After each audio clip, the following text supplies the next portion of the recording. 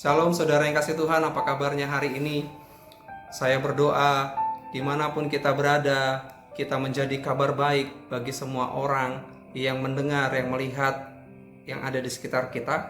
Karena saya percaya Tuhan memakai kita dengan tidak terbatas. Hari ini saya rindu berbagi firman Tuhan yang diambil dari 1 Samuel pasal 1 ayatnya yang ke-15. Saya akan membacakan untuk kita semua. Tetapi Hana menjawab, "Bukan tuanku, aku seorang perempuan yang sangat bersusah hati. Anggur ataupun minuman yang memabukkan tidak kuminum, melainkan aku mencurahkan isi hatiku di hadapan Tuhan." Bapak Ibu Saudara yang kasih Tuhan, Hana bisa jadi merupakan salah satu gambaran kehidupan manusia, atau bisa juga mewakili kehidupan kita semua. Sekalipun memiliki kehidupan yang baik, pasangan yang baik, tetapi ia juga menjalani hidup yang sulit. Ia mengalami hidup kesendirian sekalipun suaminya, pasangannya adalah orang yang baik. Ia menjalani hidup bersusah hati, berputus asa. Ada saja sesuatu yang membuat dia tidak bahagia, ada saja sesuatu yang menyakiti hatinya. Ia menjalani keputusasaan sekalipun dia menjalani hidup yang baik. Tetapi ia tidak lupa dengan Tuhan. Ia membawa pergumulannya semua kepada Tuhan dengan sebuah sikap hidup. Satu, ia selalu setia beribadah kepada Tuhan. Di Silo, ia tiap tahun beribadah kepada Tuhan bersama dengan suami dan keluarganya. Nah, sikap menyembah Tuhan lebih besar dari keputusasaan yang dialami oleh Hana. Yang kedua, sikap hidup Hana adalah menjaga hati dan hidup agar tidak lupa diri. Ia menjaga hati dan menjaga hidupnya agar tidak berbuat sesuatu di luar kesadarannya. Kenapa? Keputusasaannya bisa membuat dia lupa diri, tetapi ia menjaga hati dan menjaga hidupnya. Nah, yang ketiga, Hana menuangkan isi hatinya kepada Tuhan. Ia tekun berdoa, menceritakan segala penderitaannya. Setiap dia datang kepada Tuhan, dia pergunakan waktu begitu baiknya untuk menceritakan kepada Tuhan segala penderitaannya. Nah, apa yang bisa kita renungkan adalah bagaimana seharusnya membawa hidup kita ini kepada Tuhan di tengah rasa khawatir, di tengah rasa takut, keputusasaan, atau apapun yang menjadi beban dalam kehidupan saat ini. Bagaimana kita harus membawa hidup kita ini? Nah, yang pertama, selalu setialah beribadah kepada Tuhan. Apapun yang terjadi, apapun yang kita alami, apapun kesibukan kita, waktu kita semua sama 24 jam.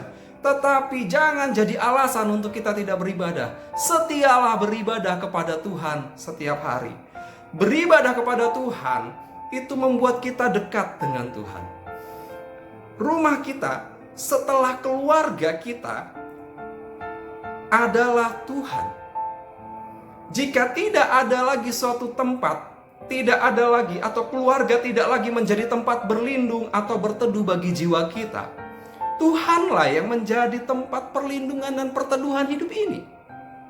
Nah, Bapak yang kasih Tuhan, Tuhan hadir dalam peribadatan kita. Tuhan Yesus pun berkata, ada firman tertulis, 1, 2, 3 orang berkumpul dalam nama Tuhan, Tuhan hadir di situ. Ketika kita sedang bergumul, putus asa dari akibat rasa khawatir, rasa takut, beribadahlah kepada Tuhan. Sembahlah Dia dalam hidup ini. Nah, di situ Tuhan hadir dalam hidup ini. Nah, Bapak kasih Tuhan akan menjadi tempat perteduhan hidup, menjadi gembala bagi hidup ini, menuntun hidup ini kepada air yang tenang, dan membaringkan di padang yang hijau.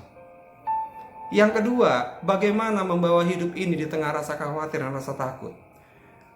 Hiduplah dari perkataan firman Tuhan. Tuhan Yesus berkata, manusia tidak dapat hidup dari roti saja, tetapi dari setiap firman yang diucapkan oleh Allah. Hidup dari perkataan firman Tuhan yang diucapkan oleh Allah, menjauhkan diri ini agar tidak berbuat sesuatu di luar kesadaran kita. Firman itu terus memberi pengertian dalam hidup ini, dalam diri kita, bahwa kita ini adalah anak Tuhan, saya ini anak Tuhan. Menyadarkan kita menjalani hidup ini dengan terjaga-jaga. Dan setiap pencobaan di masa pergumulan kita selalu tersadar, aku ini anak Tuhan dan aku berjaga-jaga untuk tidak terjatuh dan tergeletak, tidak menyimpang ke kiri atau ke kanan. Nah, sama seperti Yesus mengalahkan iblis di padang gurun dengan hidup dari perkataan firman Tuhan yang diucapkan oleh Bapa di surga.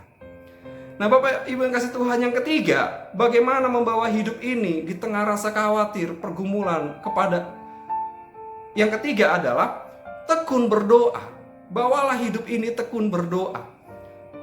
Dan melanjutkan hidup berjalan bersama Tuhan. Jadi nggak selesai sampai berdoa.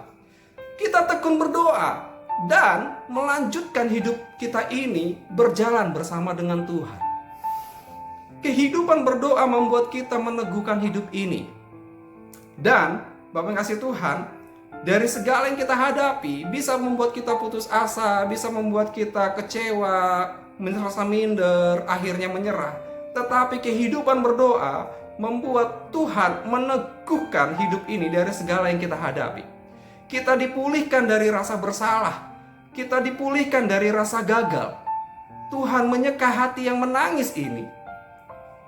Kita bisa belajar menikmati hal-hal dalam keputusasaan. Ketika kita tekun berdoa, kita berjuang melanjutkan hidup ini, maka kita dapat mensyukuri dari hal-hal yang kecil bersama dengan Tuhan. Tuhan sediakan kita makan, kita belajar menikmati makanan yang tersedia itu dengan nikmatnya. Tuhan menyediakan kita waktu untuk istirahat, kita bisa memakainya dengan berkualitas. Tuhan memberikan kita pekerjaan dalam tengah pergumulan, kita bisa bertanggung jawab dalam pekerjaan itu. Sambil dalam semuanya itu sambil kita berdoa kepada Tuhan, kita melanjutkan hidup kita bersama dengan Tuhan. Nah, maka hidup bersama dengan Tuhan di jalan Tuhan, di dalam doa kita, di tengah rasa khawatir ini, kita bisa mensyukuri hal-hal yang kecil yang Tuhan berikan dalam hidup kita. Nah, Bapak Ibu saudara yang kasih Tuhan, itulah 3 hal yang kita renungkan dari kisah hidup Hana. Bagaimana membawa hidup ini kepada Tuhan di tengah rasa khawatir. Nah, Bapak Ibu saudara yang kasih Tuhan, kita tidak tahu apa sebenarnya yang akan terjadi pada hari esok, pada masa depan kita. Apa yang kita lihat sekarang bukan akhir dari segala sesuatu. Apapun itu yang kita lihat sekarang, dimanapun Bapak Ibu saudara-saudara yang dikasih Tuhan berada, itu bukan akhir dari segala sesuatu. Ini bukan akhir. Coba lihat, Tuhan Yesus berkata, bukankah burung di udara yang tidak tahu cara menanam, yang tidak tahu cara menabur, dipelihara oleh Tuhan dengan makanan yang cukup? Coba kita renungkan, apakah di mata Tuhan kita ini sama seperti burung di udara? Tentu tidak. Kita jauh lebih bahagia, lebih sempurna. Sungguh alangkah baiknya kita diciptakan Tuhan. Nah, maka perjalanan hidup ini bukan tentang segala sesuatu yang kita miliki. Nggak usah repot dengan itu. Bukan juga tentang segala sesuatu yang perlu kita miliki. Coba kita renungkan dan lihat saat ini. Apa yang ada di sekitar kita, apa yang kita rasakan, apa yang kita kenakan, apa yang kita miliki. Bukankah itu sesuatu pemberian Tuhan yang memang kita butuhkan dan Tuhan kasih? Nah, maka Tuhan tahu apa yang kita butuhkan. Karena itu perjalanan hidup ini adalah tentang bagaimana meletakkan hidup ini menyembah Tuhan. Itu yang penting. Takluk di bawah perintah Tuhan. Itu yang penting. Maka Tuhan akan menjaga kita, Tuhan akan memelihara keluarga kita, Tuhan akan memperlengkapi perjalanan hidup ini bersama dengan keluarga kita.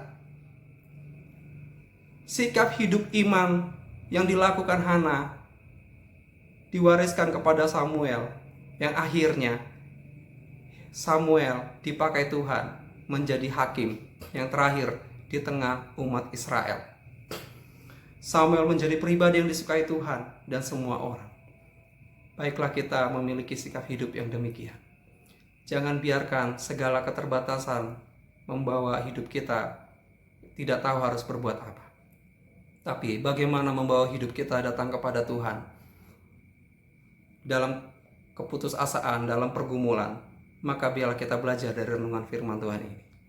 Kiranya Tuhan Yesus menyertai saudara-saudara sekalian, memperlengkapi dengan segala sesuatu yang diperlukan dalam perjalanan hidup ini, memberikan kuasa untuk berjalan di tengah badai dalam iman kita, dan menjadi berkat, menjadi saksi bagi semua orang untuk memberitakan kabar baik, kabar Kristus adalah Tuhan dan keselamatan hidup kita. Tuhan Yesus menyertai. Amin.